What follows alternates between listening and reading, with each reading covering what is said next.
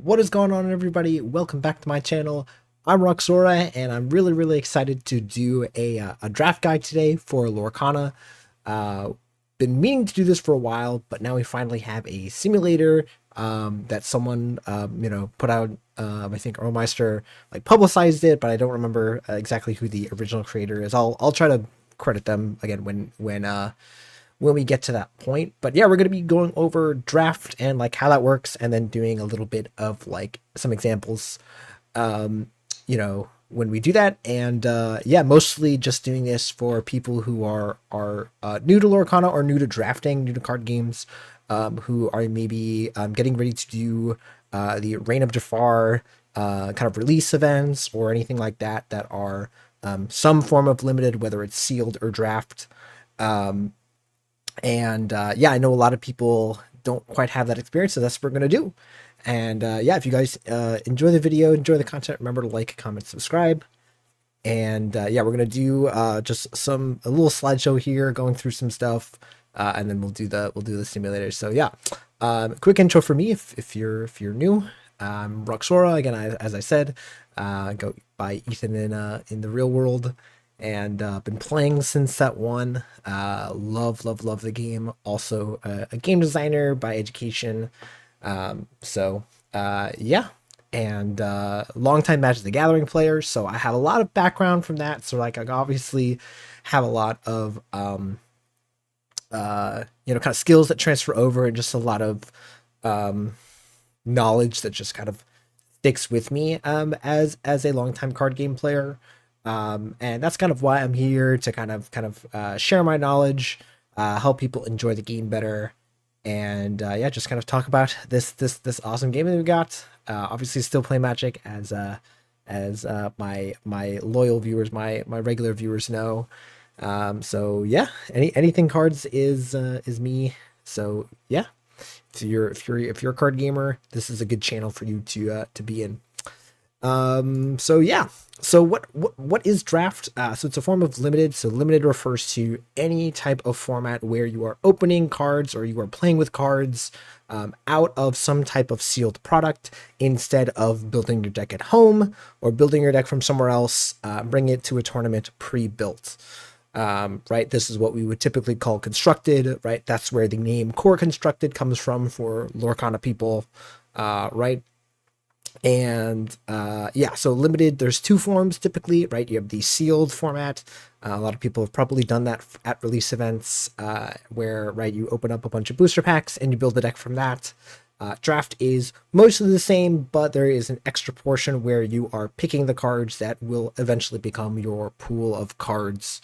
It's really fun.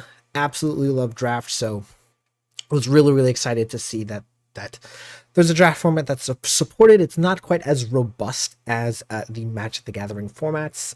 So far, I haven't seen evidence that they are heavily playtesting draft and really culminating a draft experience, like Magic the Gathering does. Magic the Gathering puts a lot of emphasis on the draft format, as again, that's the primary use of booster packs.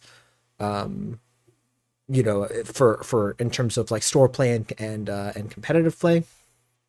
But yeah, for Lorcana, it's also great, as it's just a great way to use cards that don't quite see play in core constructed. There's a lot of cards that see play in some draft formats that are quite strong. Obviously, most of the cards that are good in core constructed are also good in draft, as you might see when we start talking about cards. But it also is an opportunity for other cards to kind of get their moment in the spotlight. Another great thing about draft is it is great for honing your skills. It's great for, kind of learning these kind of fundamental skills. I would say it's probably not great if you're just starting out. I'm assuming that most of the people who are clicking on this video have some knowledge of Lorcana, like have a good basic knowledge of Lorcana, and will be able to play games given they have a deck. But one of the things that draft does really well is it kind of forces you to kind of think differently and think very fundamentally. Whereas a lot of times, core constructed games could just kind of come down to who plays the matchup and kind of what you draw and kind of things like that. Right, where it's kind of, in this matchup you need to do this, or if you're an aggressive deck against a control deck, you just kind of turn them sideways and hope to cross the finish line. Not really things that are quite skill testing, whereas a lot of limited and draft tends to be solving puzzles or kind of solving board states and kind of playing out and making the best usage of your cards. Since, right, your cards are typically going to be less powerful. And yeah. So what makes Lorcana Draft unique is that it's very different because of the ink system and the color restrictions, or the lack thereof for Lorcana. Right, so the big difference here is that you actually end up using a lot of the cards that you draft. Obviously, Magic typically does 3 packs of cards, whereas Lorcana does 4 packs. And again, there's more of an emphasis on picking a lane, finding colors, as we'll see as opposed to, as we'll see in Lorcana, where it's kind of just pick the best cards, develop some type of strategy as you go.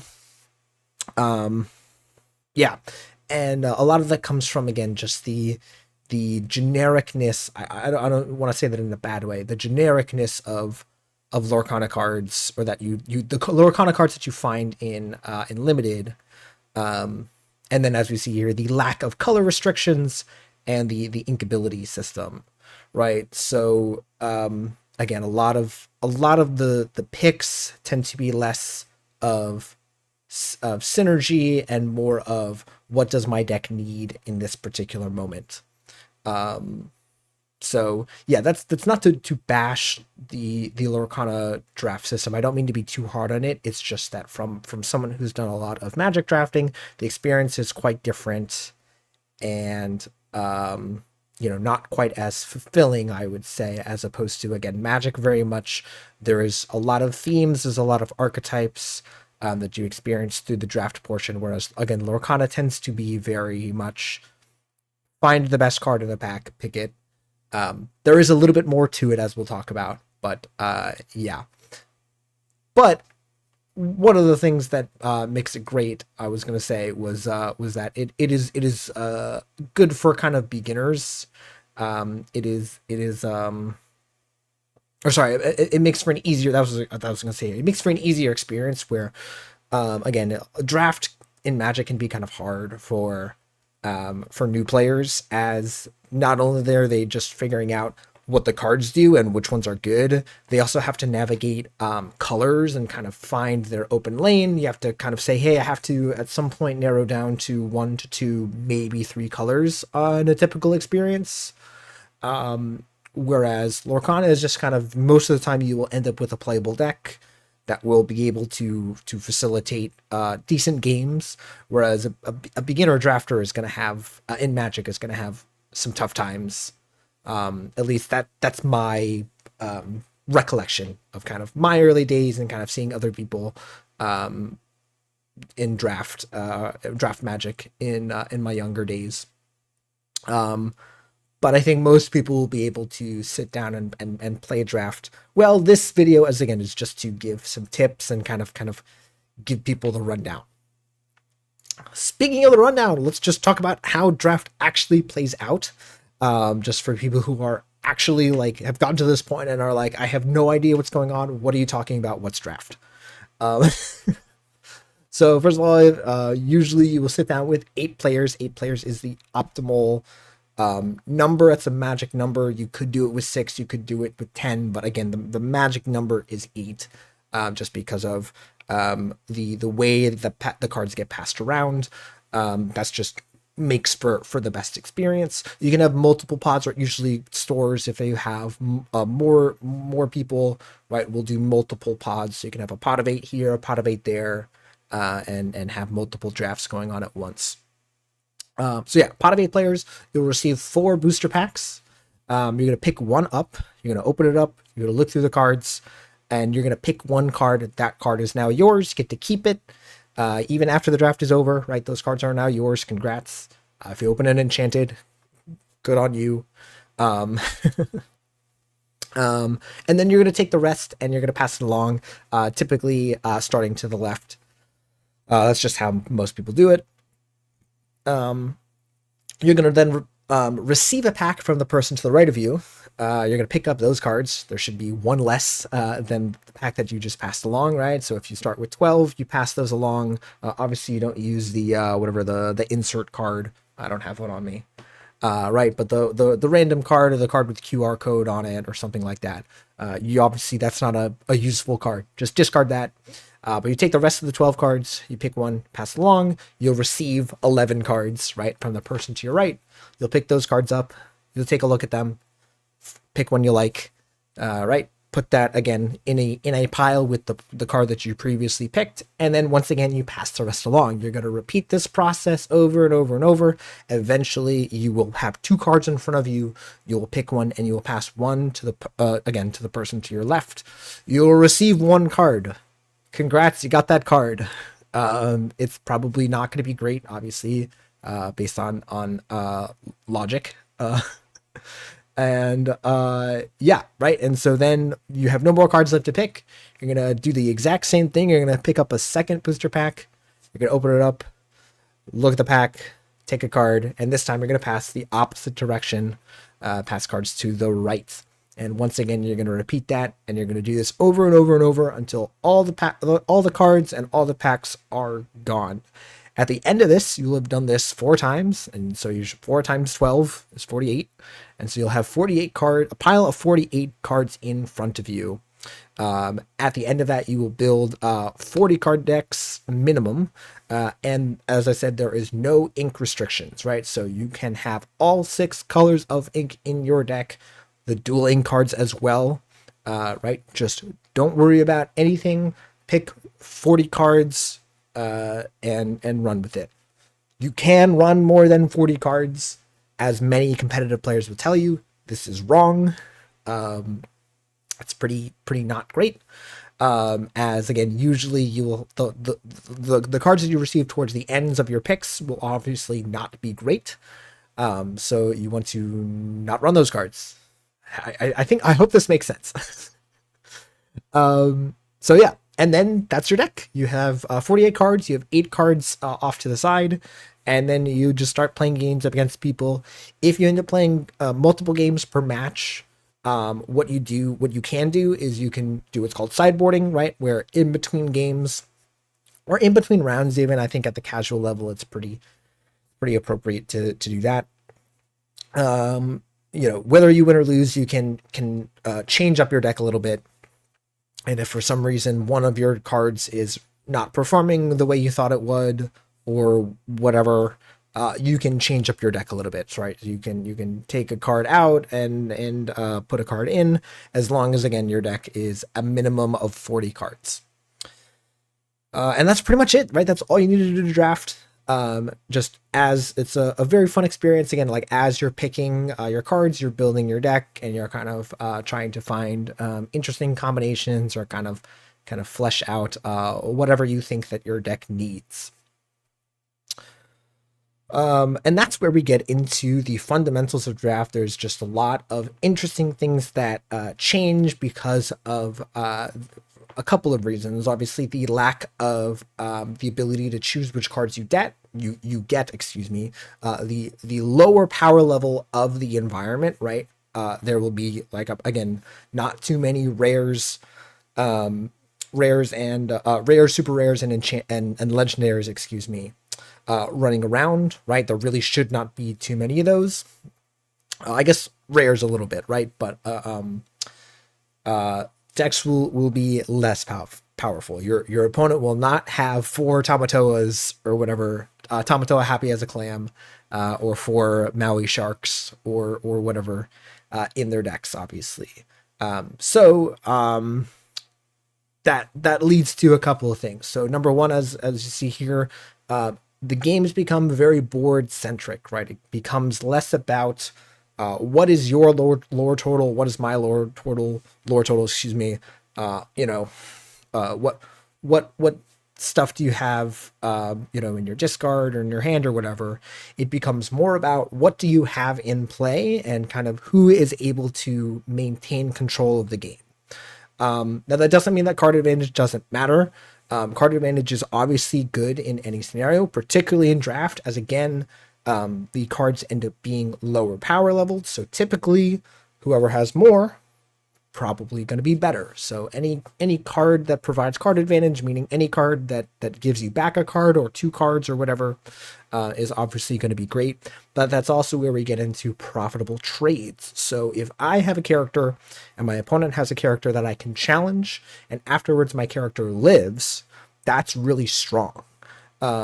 Obviously, it's good in any scenario, in any game of Lorcana, but particularly in draft, where if I am able to challenge into a character and they have to challenge me back, or they have to use a card, some type of removal from their hand, my one card, right? I used one character to remove one character, and they had to use another character to get rid of my card. So my one card has answered two of their cards.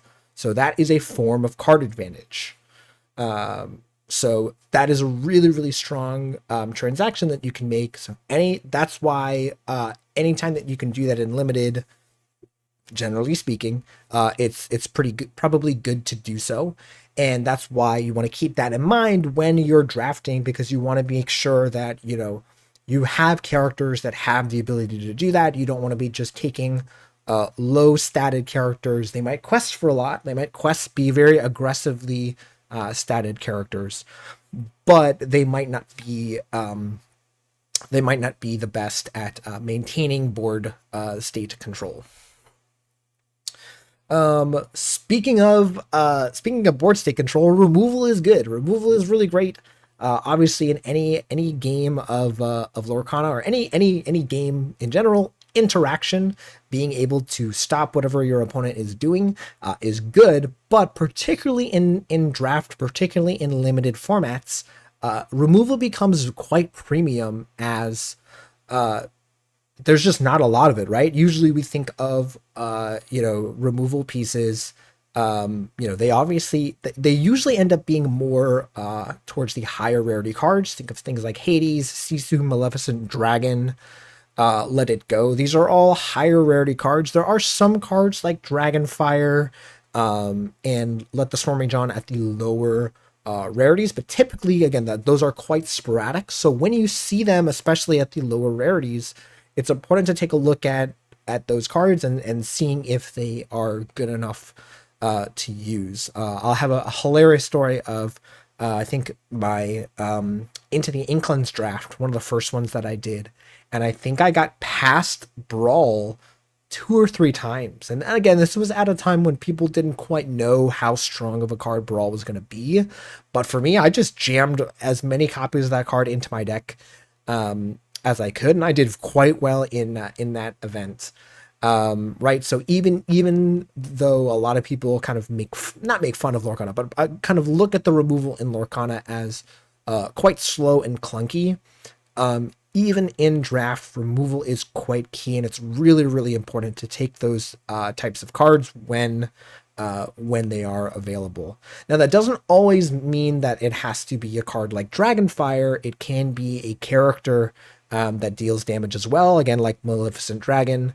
There's like the Stitch from one of the sets that, like, when it enters, deals damage, right? Things like that.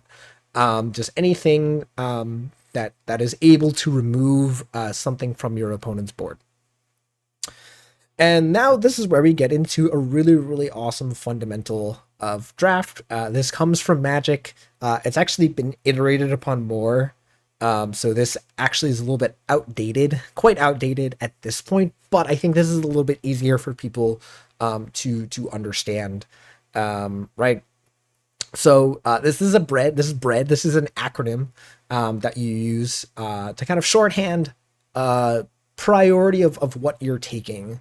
So first up is bombs, right? These are slam dunk cards. These are hyper powerful cards, probably at the higher rarity, that when you play them, you pretty much win the game. especially if it goes unanswered. But it is just a card that immediately comes down and applies a ton of pressure, has some type of repeated advantage, and yeah, just an outstanding card. Right, again, think of a card like Maui Shark, Sisu, these hyper powerful characters. Tinkerbell, was it a Giant Fairy? Right, that card would be a bomb in limited, no doubt. So yeah, just any card. Obviously, this is a little bit of an obvious, so that's why in the newer version of this, for Magic, they just remove this because it's kind of obvious. But yeah, obviously you want to be picking the cards that are the most powerful. But then afterwards, removal, right? As I said, removal is key, so that you can see exactly how important removal is, as is the second most important card, just underneath the most powerful cards in the set. This one might be an interesting one, that people might not be expecting, but the next thing on this list in terms of priority is evasion. And again, in Magic, this usually comes in the form of like flying, menace, and things like that.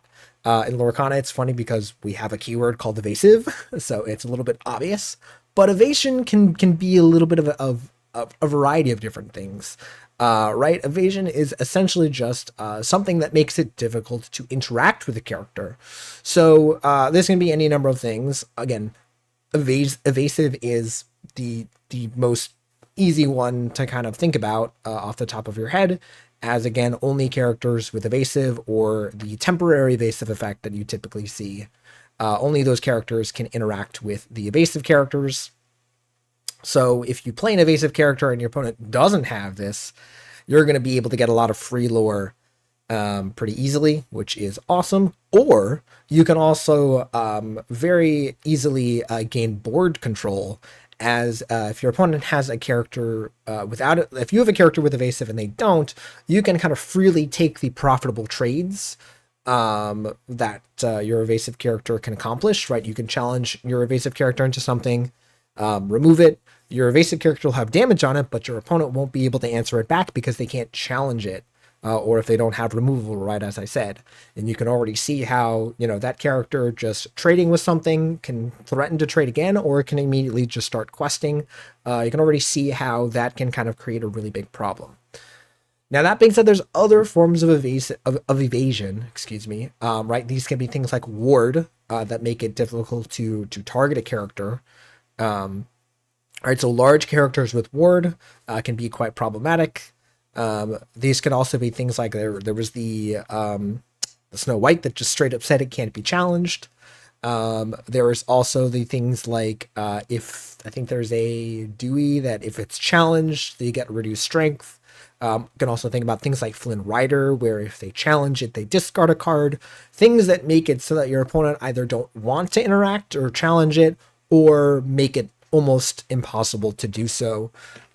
Resist is another example of this, right? Where if you have a high enough resist on a character, and your opponent doesn't have the requisite strength, it makes it nearly impossible to remove that character. So again, resist can be another form, right? These are just things to look out for when you're looking at characters and cards in general, and just saying, well, how does this affect my opponent's ability to interact with my cards?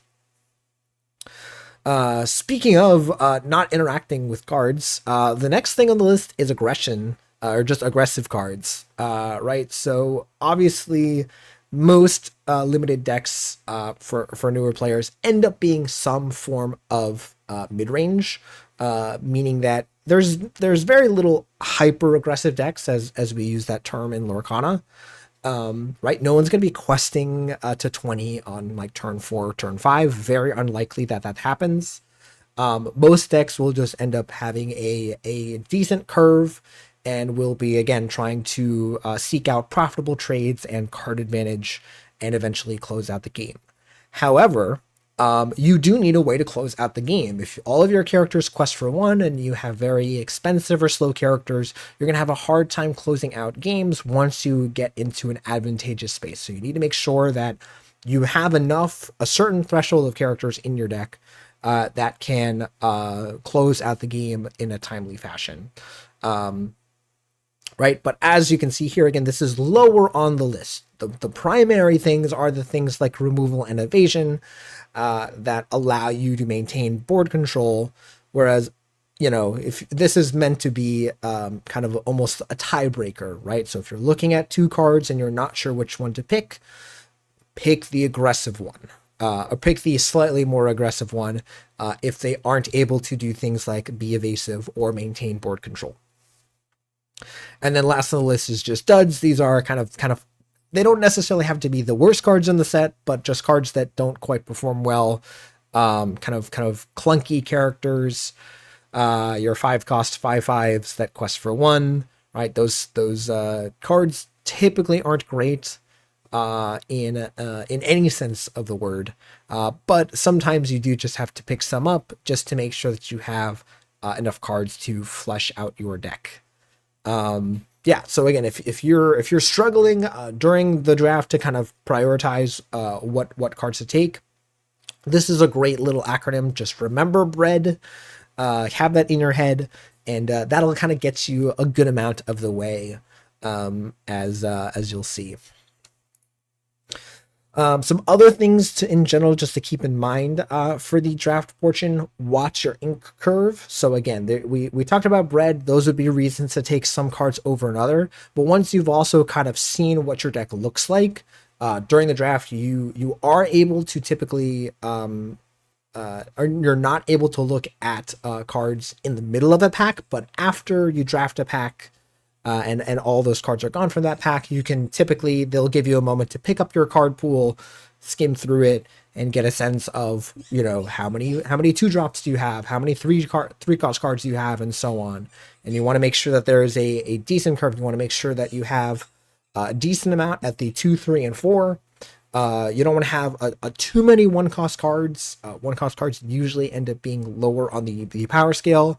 And then you also want to make sure that you don't just have all 6, 7, and 8-cost cards, because then you'll have a pretty tough time. So yeah, that's just obviously a general tip. That's usually just something that most people who do deck building experience anyways, but just wanted to mention that here. Same thing still applies.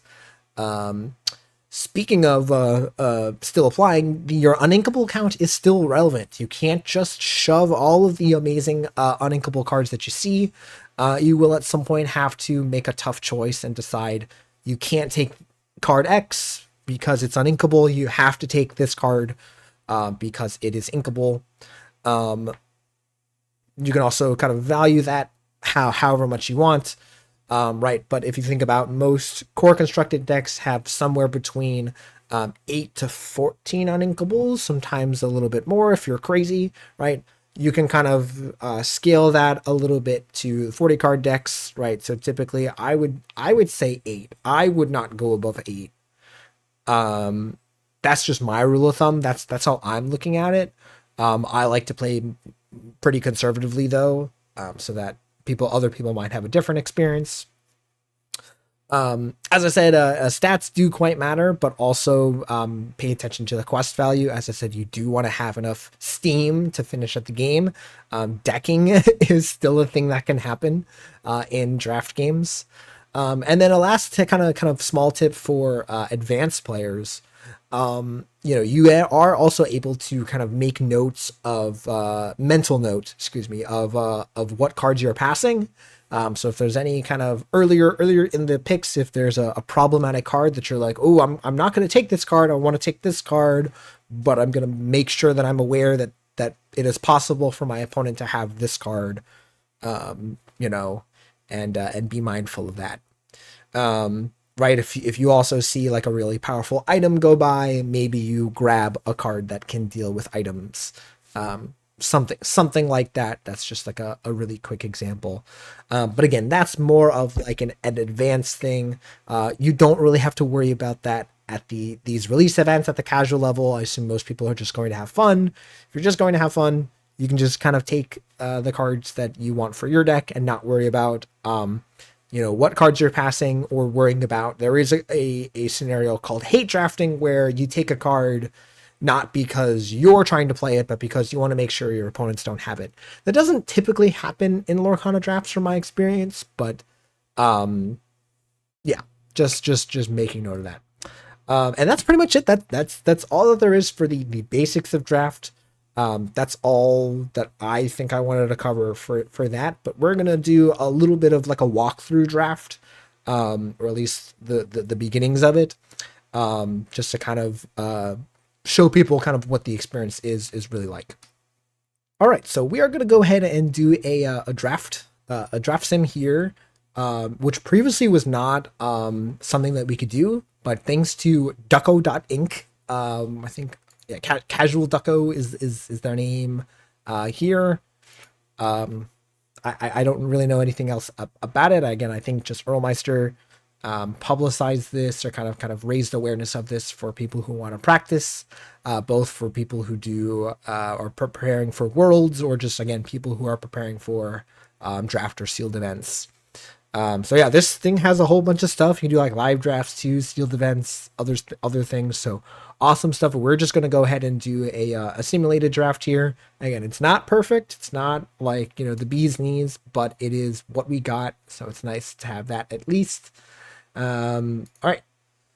So let's go ahead and boot this up. So see if we can make this a little bit bigger. There we go. Perfect. I think that's good. So let's take a look at the pack here. So sort of opening pack. So looking at our rares here. So also notice this is the foil slot, I believe. So you go for commons, uncommons, rare, like first rare slot, second rare slot, foil. So our foil is Elsa, which is kind of interesting. Exerting characters is kind of nice. In a pinch, right? If you need to be able to answer certain characters. Let's see what else we have here. So like Queen of Hearts, I'm not particularly interested in. It's a 4-cost character that quests for 3. It's not terrible. Pluto is a little bit too expensive. Walk the Plank, right, is not great either. Dormouse is not bad, right? It does damage. Yeah. Play this really chosen damage character here is not particularly excited by that. And then Rider. So just to kind of show people some of the cards that I'm looking at. I'm not looking at Yzma, right? This is referencing too specific of a card. It is also uninkable. So Elsa is one of the cards that I'm looking at. Queen of Hearts is a consideration, and then Dormouse and Rider are kind of decent cards. But again, this is where we also get into, these are more common cards. I can probably acquire something like these cards in the future. Probably want to take Elsa or Queen of Hearts. Elsa's like ability, I'm not sure how good it is. It's more of a question of this ability is never happening. It's more of, do I want a character that just quests for 3? Maybe. I'm gonna take the Queen of Hearts here. I'm not quite sure. It's difficult to kind of play around with Elsa, but I'm gonna take the Queen of Hearts here. I think it's a little bit more powerful of a card by itself. Elsa might have a little bit of an issue with card advantage, right? Where you're discarding cards to kind of do some trades. Not quite great. So yeah, we're going to take the Queen of Hearts as just kind of the easiest card to just put into play and get some points on. The stats aren't great, so need to make sure that the next couple of picks, right, are better in terms of board control. So yeah, and that's what we're going to take here. All right. So there we have acquired that card. We have our next pack here with one less card, so they presumably took the rare. So let's see. So one of the cards I'm immediately looking at is Desperate Plan. As we talked about, card draw is hard to come by. So Desperate Plan, if you're able to empty out your hand, just gives you 3 new cards. So that's quite powerful. What other cards would be kind of interesting? Nero is not bad, but is also uninkable. Quick Shot is also fine, almost a little bit too expensive. The 2-cost evasives are not bad. Who's your turn character? Cusco is also not bad either, but yeah, I think we're just gonna take the Desperate Plan. And now we have some card draw locked in, and we can just kind of take good, efficient characters and some stuff like that afterwards. So, yeah, card draw is king, as people say. All right, so there's another Elsa. So actually, this might be a good time to get Elsa, and that also kind of works with the card that we just took, the Desperate Plan. If we have some pesky uninkables, we can just go ahead and discard them and then play the Desperate Plan. That's kind of interesting. There is this Yolana here, which is also great. Any character that enters and gives an ability like Challenger is also probably great. So that's a card that I'm kind of looking at interestingly. Um, interestingly, I just said interestingly. Let's forget that. Forest Duel is also nice, but yeah, I think I'm gonna take the Elsa here. Um, it's just cheaper and can kind of be a little bit more flexible. And again, characters are also king. You typically want to be playing mostly with characters and have a couple of actions or items to kind of facilitate your characters. Yeah, so we'll nab the Elsa. So 2 rares and a super rare, off to a pretty good start. All right, I'm glad this card came up because I wanted to talk about Camillo. I saw this. This is one of the cards that I wanted to talk about. So this is a really difficult card to deal with. It says when it's banished in a challenge, return it to your hand.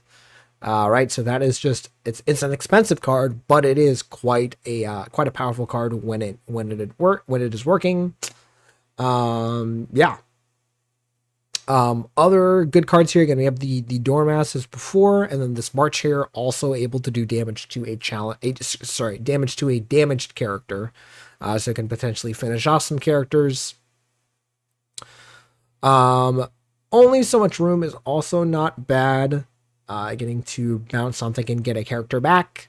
Good kind of curve topper, bounce a character, get a character back. Not bad, but I think I'm going more for the Camillo Madrigal. I think it's just going to be a really strong card and a really difficult card for people to deal with. Again, unless it's something like a Dormouse or a March Hare, right? Or something like that, people are going to have a hard time dealing with Camillo. So nab that up. So already seeing that we have some 3s, 4 and 5s, right? We want to probably take some cheaper cards going into this. So one of the cards we could take is this Dump Truck. Just comes in and deals damage to a character. I think this is pretty playable as just like a nice 1-cost card. That being said, I don't think I want Manamem Mouse or something, Manamem Rhino. Mr. Snoops is also interesting as, again, a lot of the characters are damage focused. This does something with puppies, not particularly interested in that. Chip is not bad, right? Any character that comes in and makes your opponent discards a card is also card advantage. Right? It's essentially like drawing a card except reversed. Yeah, I think I'm down for that. Dump Truck, it's difficult. Again, uncommon versus common, inkable versus uninkable. So you can already kind of see some of the interesting decisions that you kind of have to make. So I think we'll take that. There's another Desperate Plan. There's another. Wait, huh? Oh, sorry. These I was so confused. These are the cards that I've already picked. Pay no attention. Pay no attention to that. Oh, this is a nice one. Friend Owl is a good one. Just 2/2 quest for 2. That's a nice card to play on too. Again, the 2 quests being nice. Little Sister not as excited by, and then these cards. Pull the Lever is also not bad, right? Drawing 2 could be kind of good, but I think I want to prioritize the Friend Owl here. Here's again a situation where you could do some hate drafting, right? Where there's pull the lever and wrong lever, right? Then you can kind of deny the Yzma player, whoever drafted the Yzma. But again, not really super interesting to do that here. All right. So there's our Friendly Owl. So we have our first 2-cost card. Let's see what other 2-cost cards we can get. Okay. So Get Out is a good one. This is essentially just Dragonfire, but one more. But you get back an item. Unlikely that you're going to get back an item, but again, any form of removal is good.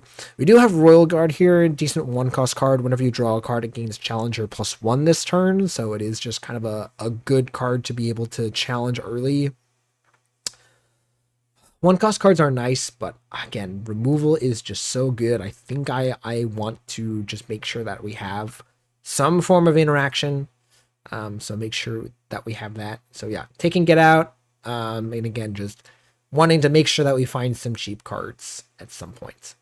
All right, so we have 2 uninkables so far. Not bad. I don't know why it says 7 on a 7 on ink. I think it's just not correct. All right, there's another friend owl. Awesome. That's a great pickup. Zipper during your turn, this character gains evasive. That's kind of nice. In order to interact with evasive characters, but I think I'm gonna take the friend mouse. Like I think I can pick up ways to deal with evasive characters. It's a big Honest John. That's a big character, but yeah, we're gonna take the friend owl again. When in doubt, the cheaper cards are good. All right, so I believe this was our original pack. So here's where again you'll eventually get your pack back around, and you can kind of see what other people picked. This is about probably what you would expect. So let's see. Support is a nice ability in draft again, as a lot of the game becomes about board control and questing, right? So you quest and you buff something up. Pretty damaged character. They can't quest for the rest of this turn. That's not bad either. Also the quest for 2. I think I'm taking Alice. It's just cheaper though, right? I guess Pluto is a little bit more powerful. It's tough. It's tough which of these. I can see it going both ways. I'm gonna take the Pluto. It's fine. We have again, so you can already kind of see the curve, the cheaper cards up here, and the larger cards over there. Bobby is not terrible. There is also Quick Shot. Quick Shot doesn't seem great to me. It's okay. I think I would prefer to take Bobby. Again, this is also where, again, the uninkability of Quick Shot is quite rough. So, yeah. I think we're going to take Bobby. Almost fine, but as a 5/5 to, again, this ability not really coming up too often. Yeah. All right, I'm probably not taking Patch. It's like fine, but also this is super bad. I guess we'll take the Patch. We're probably not going to play it though, again, unless we somehow end up with a bunch of puppies. And we take this not great pack of cards. All right, so then this should give us another pack of cards. So here again, you see our 2 rares and our foil, and then the rest of our cards. So nothing we won't do, and our community is not the best cards here for draft. Right, so this is where it's awesome that we don't just immediately go for the rares. We kind of get to look at the other stuff here. King Candy might be kind of good if we can assemble 2 King Candies. They generate a lot of value. Makes it difficult for our opponents to deal with. Items don't matter. Healing is fine, but really not great. Toby, like 0 strength characters are not great. It looks like there's not a lot of great cards in here. There's Calhoun, which is fine, but yeah, I think I wanna lean towards King Candy and try and see if we can pick up some other racers along the way. So this might be a card that gives us some direction in terms of what we want to pick. Again, you're not usually going to end up with like a full synergy deck. That doesn't usually end up happening, right? All right, so you can see our opponent took the rare here. It means no worries could be quite strong. Sync together cards, I realized, do see a little bit more usage as your characters often sit and play a little bit more. But let's see. So it seems fine. There's pull the lever, draw and discard. Genie. Oh, Genie is kind of nice. Gains evasive during your turn. And then here's a racer, but I'm not particularly excited by this particular racer. And then there's Tipo, but I think we have enough 2-cost cards. I think I'm down for Genie. Genie is evasive. Stuff is pretty good. And then pull the lever. I would like a copy of this at some point. But again, I think I want to prioritize, again, the cards that interact with my opponent. It means no worries is probably also a decent card here. It's just, again, taking an expensive uninkable card is not exciting to me as taking a card that can answer a card that we've already established as a problematic ability in evasive. So we're going to take the Genie. Draft next card. All right. So here might be the time where I take the Dormouse. What else do we have? Nero is not a bad card. Also, Honest John. Let's see. Wasabi is also not bad. Ariana is also good. So these 5/5s that just quest for 2 aren't bad either. Jock coming in and gaining you 2 lore. Not bad, but yeah, might be this Dormouse. Dormouse does seem pretty great. Again, I don't remember exactly our curve and stuff, but I think I can take an Ariana. I think I want to take one of these. Like Wasabi is fine, but I think Ariana's a little bit better. Again, just by itself. Yeah.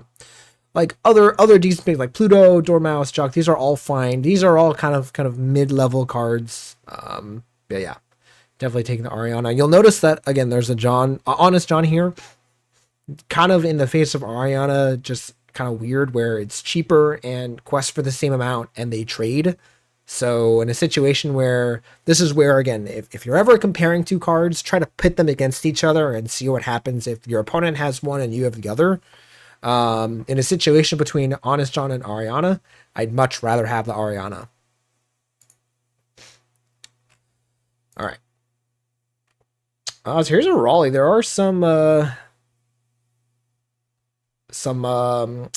puppies here, but there is also a Get Out. There is also this Arthur. Arthur is quite a card. So 4 cost 6/6/3, but you skip your draw step. But we already have a Desperate Plan. So we can potentially again make usage of that where you just empty out your hand and just kind of go nuts. I'm not quite sure again how to evaluate this card. Obviously, if your opponent doesn't answer it, it's kind of great, but they can also wait for you to answer it. Sorry, wait for you to kind of quest out a little bit, empty out your hand, and then answer it, and you've kind of lost a decent amount of cards. I don't know. I kind of like Arthur. Yeah, and it's inkable. Yeah, I think I'm going to take it over Get Out. Get Out is good as we've established, but yeah, I think if I'm trying to do this as if I were playing in a release event and like playing for the first weekend, I want to experience the cards. So again, it's difficult right now to evaluate between these 2 cards, but yeah, I think right now I'm gonna experiment with taking Arthur, and but Get Out is also quite good.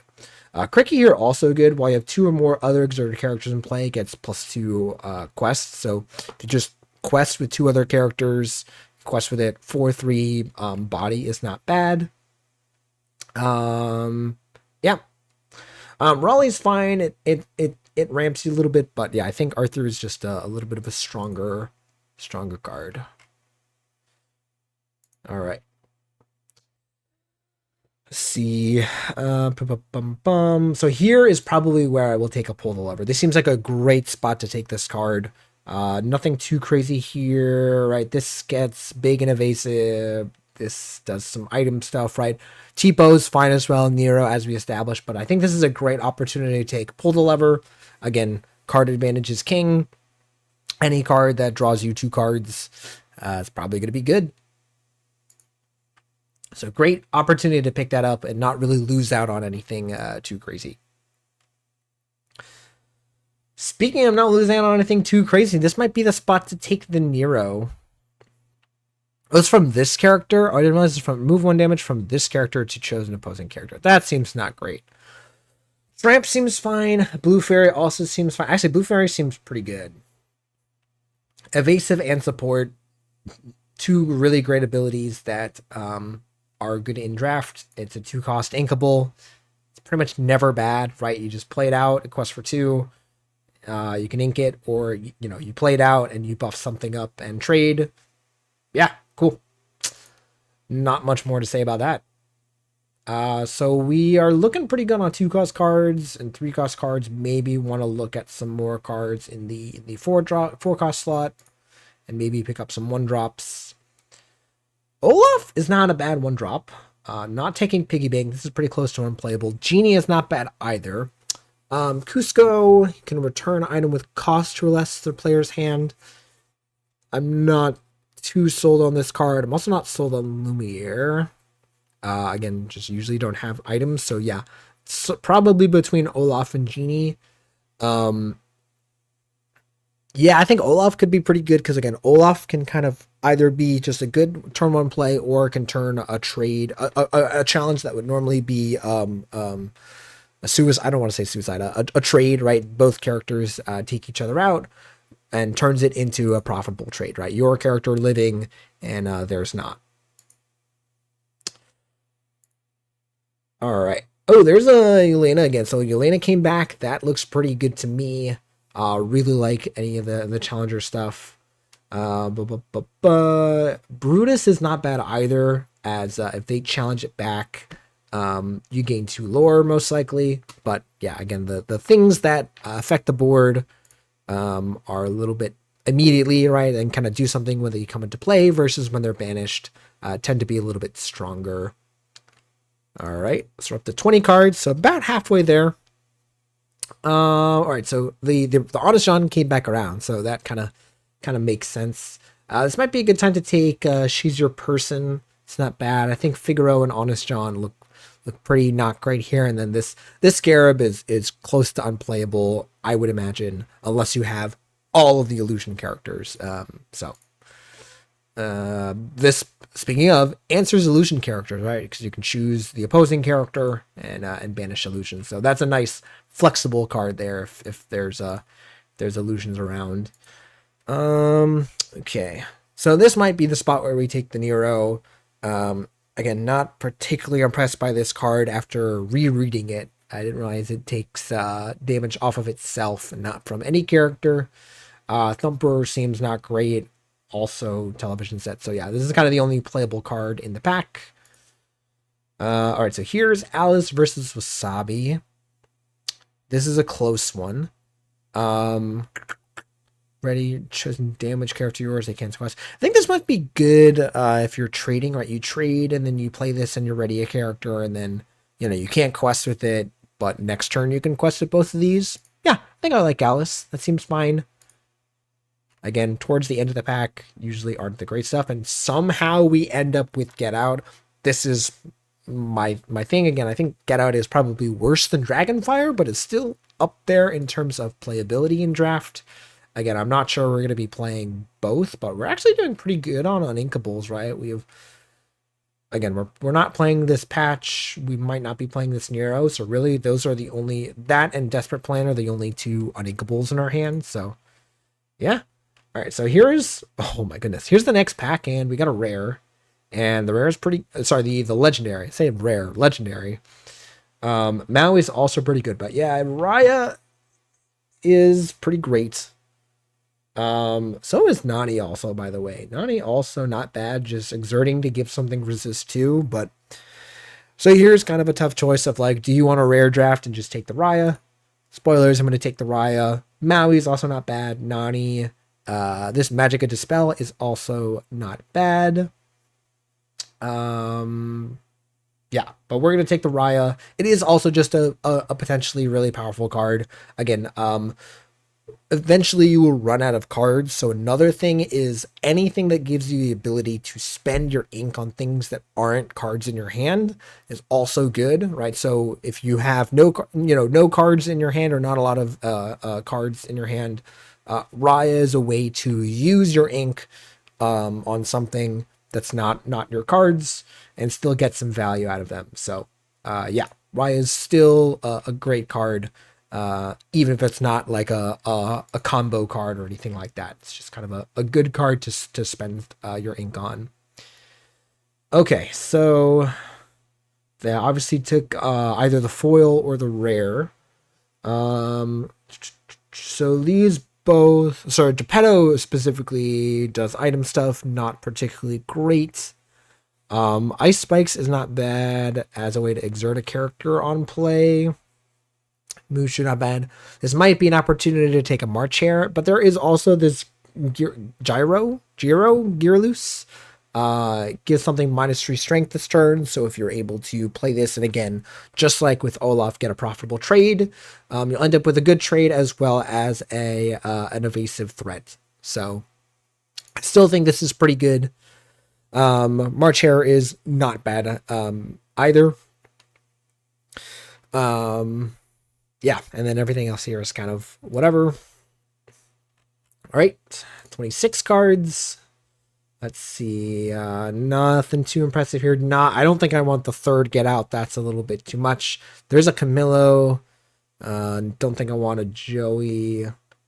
What else? When this character quest, chosen opposing character gets -2 and gains reckless until the start of your next turn. That's not bad.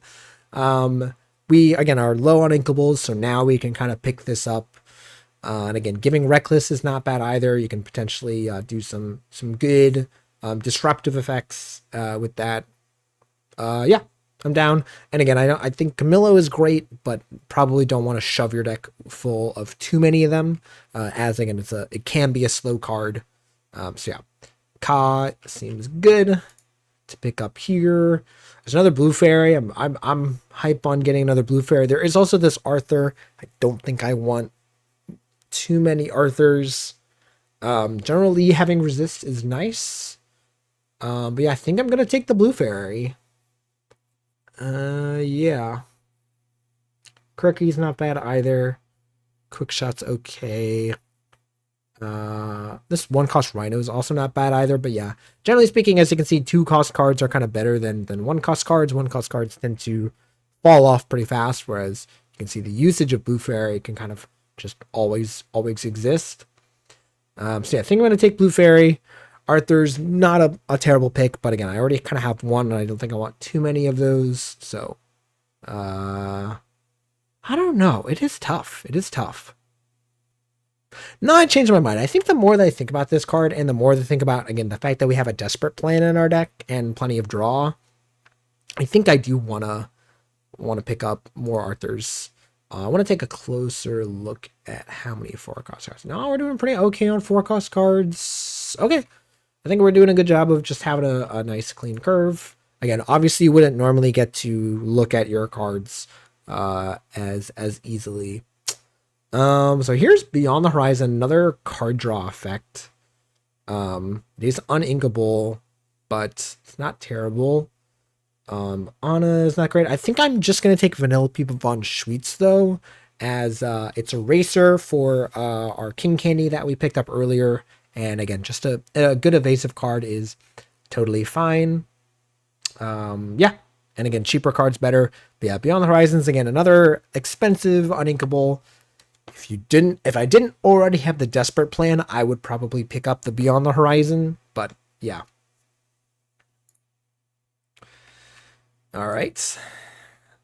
What else we got here? Abu is a big boy. Calhoun, not a racer, unfortunately, though.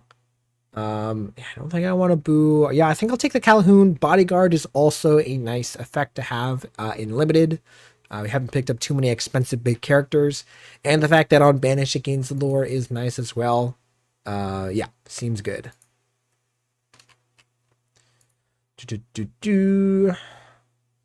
Undermine is not bad in terms of an action. Right, answering a card, you know, kind of being a card that answers a card while also what was I gonna say, can potentially lead to another trade is nice. There's also this Napoleon has pretty good stats. Right, generally you want the willpower of your characters to be stronger. I don't think I'm interested in Bambi, so yeah, I think it's between Undermine and Napoleon. And I think, again, I just want to focus on having decent statted characters. So even though Napoleon's not like a super great character, I think I'm still gonna nab it. There's another patch, which is funny, but again, I don't think I want that. There is Mushu. Mushu is not bad. I think I'm gonna take this opportunity to pick up the March Hare though, but I think after this point, probably good on 4-cost cards. Right, we have a bunch. Yeah, want to make sure to look at the 2s and 3s. Oh, there is a Magic Dispel. Again, a big evasive character. I'm surprised this came back. Again, these are bots, so again, they're obviously probably not drafting at the highest efficiency. But yeah, that's a nice wheel. I guess now I'll just take a Dalmatian pup. It's just a vanilla. It's fine. I don't think I'm interested in these. Just want to make sure I have a good curve and good uninkables. Joey can do stuff with the bodyguard when it quests. No, I think I'm gonna take Mr. Snoops. And then I think after this, we're on to our... Ooh, we're gonna get a General Lee. I think this is our last pack, right? We're up to 36 cards. So yeah, this is our last pack. And we get another Desperate Plan. All right, we're just... The RNG gods have blessed us. Yeah, I'm gonna snipe that up. Again, now I'm really excited to potentially wield this Arthur, right? So again, those cards are gonna synergize pretty well. So yeah, gonna take a Desperate Plan. So we have 2 Desperate Plans. Now I kind of have to watch out on, again, I don't think we're playing these uninkables. So we have 1, 2, 3, 4, 5 uninkables. So not doing too bad. We can probably afford to take a couple more. And we've got some nice rares here, but they're not that great. Gogo Tamago is just a fine evasive character. That's probably good enough. I don't think I'm interested in Tiana. And Pua's not bad. Louis, this is the card I was talking about earlier. So not Dewey, Louis. I confuse the ducks, but yeah, I think we're going to snipe Gogo Tamago. As you can see, usually the rare cards do tend to be more powerful, but not always. Yeah, so snipe up Gogo. Ooh, I do like Stitch. Any character that challenges and does something is pretty nice, but there is also this Vanellope von Schweetz again. Nah, I think I'm still taking Stitch. Stitch is pretty good. Just when it challenges, you draw a card and gain a lore, so it's like it quested, but it removed something. Yeah, love Stitch. I think I'm gonna really like that card in draft. Again, now we're really gonna need to focus up on some cheaper cards. So here's another Vanellope von Schweetz. Love that. I'm gonna snipe that. Huey is not bad either. I could see Huey being good. Yeah, Huey is probably better. As again, we have a couple 4-drops. So playing this on 2 and then questing and playing a 4-cost card early, it's going to be pretty good. Yeah. I think I like that. All right. And then none of these cards are particularly great. There's Pua. Dodo I'm not a fan of. Calhouna's not bad, but it's expensive. Yikes. Again, I don't think I want Pua. Yeah, I think I'm going to take Calhoun. It's a little bit of a stronger card, but again, these last couple of picks, as I said, I'm going to be focusing on cheap cards. So here I'm probably just going to take Bambi. Need to make sure that I have some good cheap cards. Rolly's not bad either. Don Carnage is an evasive as well. Oh, there's also Captain Hook. I changed my mind. Captain Hook is a great challenger 2. Challenges as a 3 strength character, starting on turn 2. Very, very strong. Gonna essentially like a fire the cannons, right? Just on a character. It's essentially how I look at it, and it's inkable, right? So in the late game, it's just good. Yeah. All right, so now again we got some good cheap cards. We got a Tipo evasive. I don't think I'm taking the Royal Bodyguard, even though I mentioned it is a playable card. It's not terrible. It can do some interesting stuff with Desperate Plan. Maybe that's a reason to take it. I'm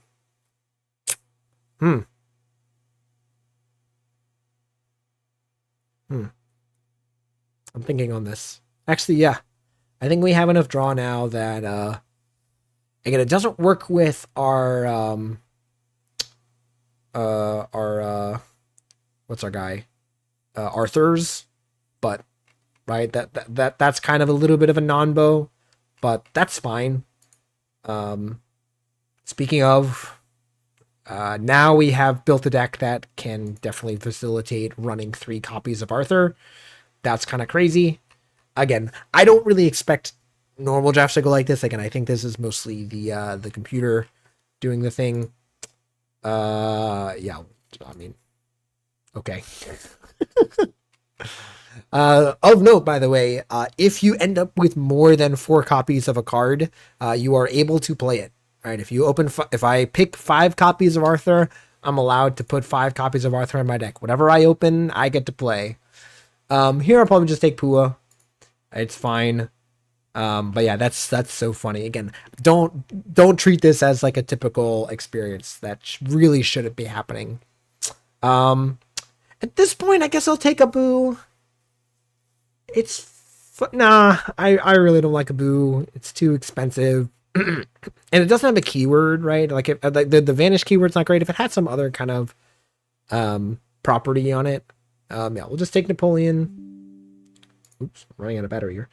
And then I think this is our last card that we just snipe up. Okay. All right. And boom, there you go. There's our 48 cards. Oh, nice. This is a nice little feature. The 48 cards that are our pool of cards that we get to build around with. I can even show, right? We can go to card selections. All right, so here's the 8 cards that we're going to remove. We're definitely going to remove Patch. We're going to remove Nero. And then we got to remove some other cards. Oh, sorry, Go-Go. We're going to remove. Mr. Sneak. These are all fine. Dewey, we're going to get removed. It's probably our worst 4-cost card. Could probably actually remove the Napoleons as well. Yeah. You can remove the Napoleons. Those are, again, actually, I'm not sure about that. Yeah, probably worse than the Arthurs, right? I think at this point, I want to remove the Elsa. I think it's not quite working with what we're trying to do. Yeah. I think this She's Your Person is not going to make the cut, and honestly, neither is this Royal Guard. Bobby also can probably go. General Lee's fine. Genie's fine. Go. These are all fine. Yeah. Chip honestly is feeling a little bit weak here. There's also a lot of expensive cards up here. No, it's still mostly fine. Yeah, I think I want to. Where is it? It's removing these from those. What was I talking about? Yeah, Chip. Chip, I think I'm removing. Oh, I'm sorry. Have I selected 8 cards? Ooh. Oh, I selected too many. I removed too many cards. So now I think we just keep the Napoleon. So yeah, the 8 cards that we remove is just the Elsa, Dewey, Bobby, the Go-Go, Nero, and the 3 cheap cards down here. Yeah, that seems great. And then this is it has the deck that we end up with. Not really going to do too much more of that, but awesome. Yeah, that is essentially the how you do a draft and kind of looking at the end result and finalizing it. So hopefully the process of like me walking through and explaining why I'm picking cards over others is also helpful. So yeah, I think that's kind of all I wanted to do. If you enjoyed the video, make sure to like, comment, subscribe. And if you guys have any other questions about the draft or limited formats, leave them in the comments. I'll be happy to answer any questions you guys have. Enjoy set 8 release. Reign of Jafar is coming out really soon. Excited for that. Excited to do some pack openings and deck building and stuff like that. And it's just a great time to be playing Lorcana. All right, guys. Thanks again for watching. I'll see you guys in the next video.